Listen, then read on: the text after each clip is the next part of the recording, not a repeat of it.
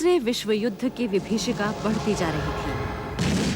Hitler ने Europe जीतने के बाद रूस पर हमला कर दिया। दूसरी ओर जापान ने अमेरिका के पर्ल हार्बर पर हमला किया। इससे युद्ध सच्चे अर्थों में विश्व युद्ध में बदल गया। जर्मनी के हमले ने युद्ध की सीमाएं पूर्व की ओर बढ़ा दी थी। उधर अमेरिका अब तक ब्रिटेन का मददगार था, पर अब उसे स्वयं युद्ध में उतरना पड़ा। जापान जितनी तेजी से बढ़कर सिंगापुर तक आ गया था, उससे अमेरिकी राष्ट्रपति रूजवेल्ट और ब्रिटिश प्रधानमंत्री चर्चिल दोनों ही सहम गए थे। अमेरिका के प्रेसिडेंट ने ब्रिटिश प्रधानमंत्री से कहा कि हिंदुस्तानी नेताओं से सुलह कर लेनी चाहिए। ब्रिटिश सरकार भी उस समय अमेरिका की इस सलाह की एकदम उपेक्षा नहीं कर सकती थी। उसने कुछ हद तक अपनी नीति बदलने का फैसला भी कर लिया। आखिर ब्रिटेन ने भारत के प्रति अपना रुख बदला। पहले जवाहरलाल नेहरू और मौलाना आजाद को जेल से रिहा किया गया। दरअसल सरकार जानना चाहती थी कि बदले हुए हालात में कांग्रेस का रुख कैसा है। बाद में धीरे-धीरे अन्य नेताओं को भी छोड़ दिया गया। उधर सुभाष चंद्र बोस ने जेल में अनशन कर दिया था।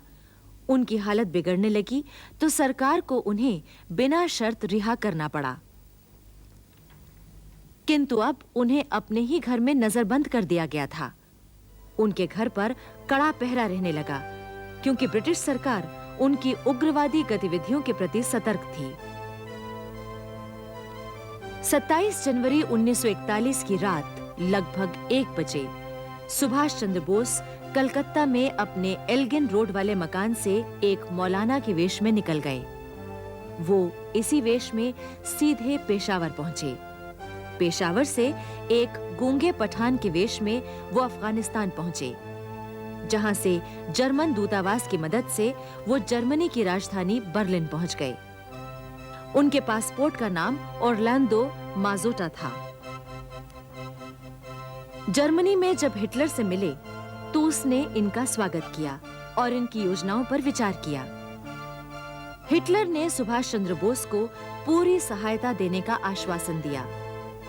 इसके बाद सुभाष चंद्र बोस इटली भी गए और मुसोलिनी से भेंट की। जर्मनी वापस लौटकर उन्होंने आजाद हिंद संघ और आजाद हिंद फौज की स्थापना की। नवंबर 1941 में उन्होंने आजाद हिंद रेडियो की स्थापना की और उसके जरिए धुआंधार प्रचार कार्य आरंभ कर दिया। भारतीय नेताओं और ब्रिटिश सरकार को नेताजी सुभाष चंद्र बोस के बारे में अब तक कुछ पता नहीं था, किंतु जर्मनी से आजाद हिंद रेडियो के प्रसारणों को सुनने के बाद ही उन्हें पता लगा कि वो कहां हैं। मौलाना आजाद लिखते हैं, इस बीच जर्मनी और जापान से जो प्रचार शुरू हुआ था, उसका हिंदुस्तान में बहुत लोगों पर असर पड़ा। जापानी वायदों से बहुत लोग आकर्षित हुए।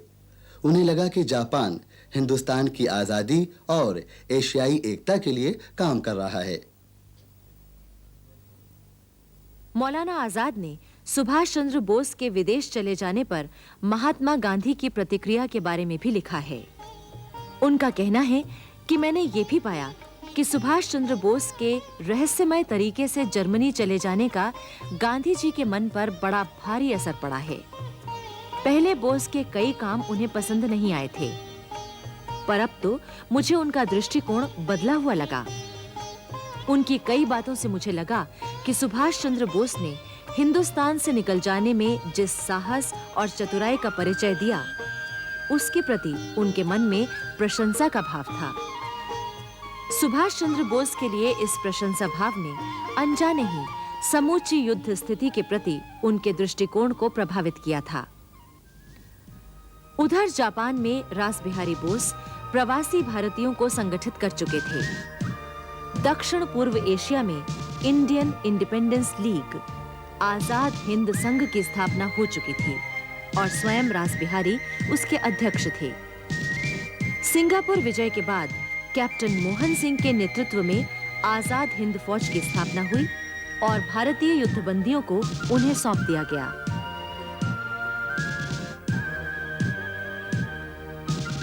प्रवासी भारतीय तो आजाद हिंद फौज में भर्ती हो रहे थे। युद्ध बंदियों के शामिल हो जाने से आजाद हिंद फौज की शक्ति और भी बढ़ गई। इसके बाद बैंकॉक में आजाद हिंद संघ का सम्मेलन हुआ, जिसकी अध्यक्षता रास बिहारी बोस ने की। इस सम्मेलन में आजाद हिंद फौज की स्थापना को विधिवत रूप दिया गया। इसी सम्मेलन में विधिवत एक प्रस्ताव भी पास किया गया। उसमें कहा गया, ये सम्मेलन सुभाष चंद्र बोस से निवेदन करता है कि कृपावंत होकर पूर्व एशिया आगमन करें। ये सम्मेलन जापान की शाही सरकार से भी निवेदन करता है कि वे सुभाष चंद्र बोस से सुरक्षित आगमन के लिए अनुमति तथा आवश्यक सुविधाएं जुटाने के लिए जर्मन सरकार पर अपने प्रभाव का उपयोग करें।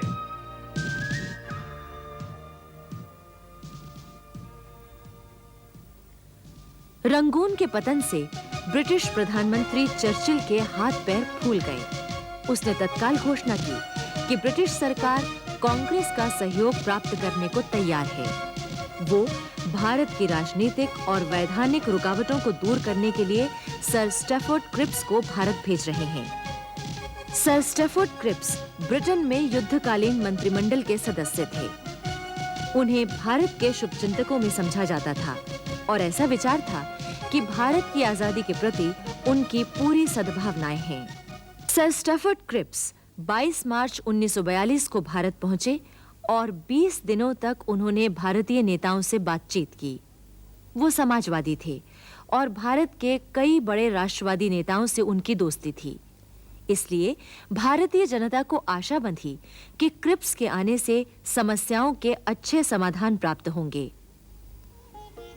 किंतु गांधी जी ने क्रिप्स के विचारों सुझावों पर दूसरी ही प्रतिक्रिया व्यक्त की थी।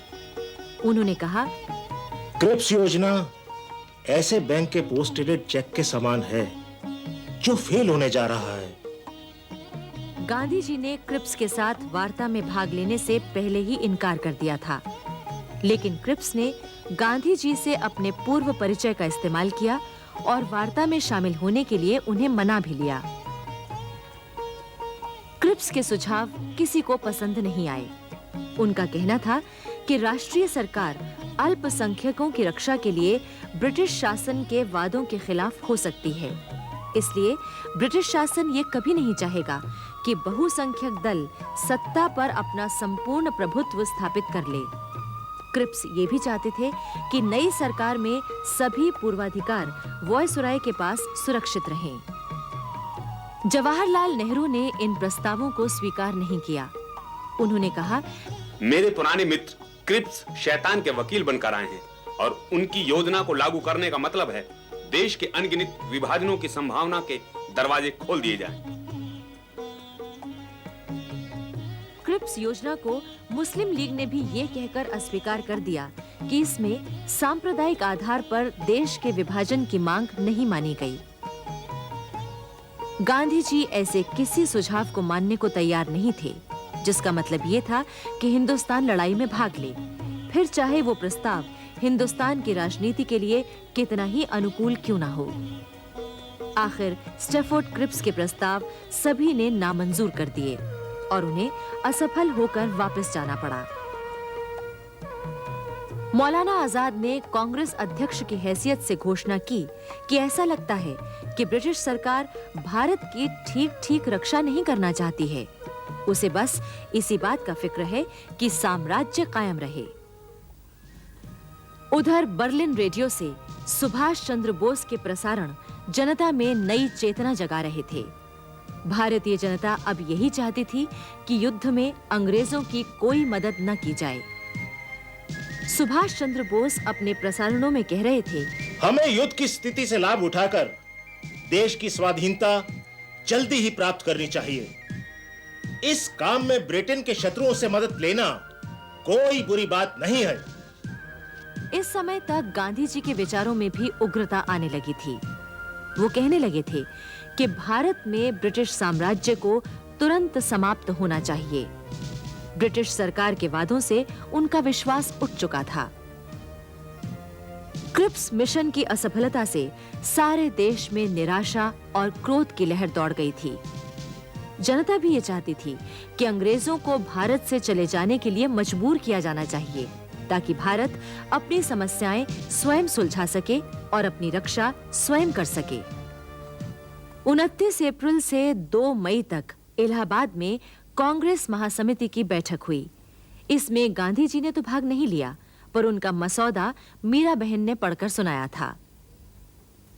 इस बैठक में एक संक्षिप्त प्रस्ताव पास किया गया। उसमें कहा गया, भारत अपनी शक्ति से स्वतंत्रता प्राप्त करेगा और उसी तरह उसे बनाए भी रखेगा। न केवल भारत के हित में, बल्कि ब्रिटेन की सुरक्षा और विश्व शांति तथा स्वतंत्रता के लिए यह जरूरी है कि ब्रिटेन भारत पर से अपना कब्जा हटा ले। गांधी जी ने दृढ़ निश्चय कर लिया था कि अब वो समय आ चुका है जिसकी उन्हें प्रतीक्षा थी। वो अब युद्ध का नेतृत्व करने को तैयार थे। जिन लोगों ने उस समय गांधी जी को शांत रहने का सुझाव दिया, उनसे गांधी जी ने स्पष्ट कह दिया, यदि मैं आपकी बात मान लूं, तो मुझे अपने अंदर की आवाज को दबा देना होगा। मेरी अंतरात्मा कहती है कि मुझे अकेले ही संसार से लोहा लेना पड़ेगा। उनका ये अटूट विश्वास था कि इस बार जो लड़ाई होगी वो व्यक्तिगत स्तर से नहीं, सामूहिक रूप से होगी। ये खुली चुनौती थी।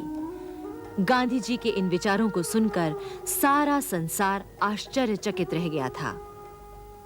तब कांग्रेस कमेटी ने जो प्रस्ताव पारित करके सारे देश में प्रचारित किया, वो भी अत्यंत महत्वपूर्ण था। प्रस्ताव में कहा गया था, ये कमेटी भारत की स्वाधीनता के अटल अधिकार का समर्थन करने के उद्देश्य से अहिंसात्मक प्रणाली से और देशव्यापी पैमाने पर विशाल संघर्ष चालू करने की स्वीकृति देती है, जिससे देश में गत 22 वर्षों के शांतिपूर्ण संग्राम में संचित की गई समस्त अहिंसात्मक शक्ति का उपयोग हो सके। ये संग्राम गांधी जी के नेतृत्व में होगा। ये कमेटी उनसे प्रस्तावित कार्रवाइयों में राष्ट्र का नेतृत्व करने की प्रार्थना करती है।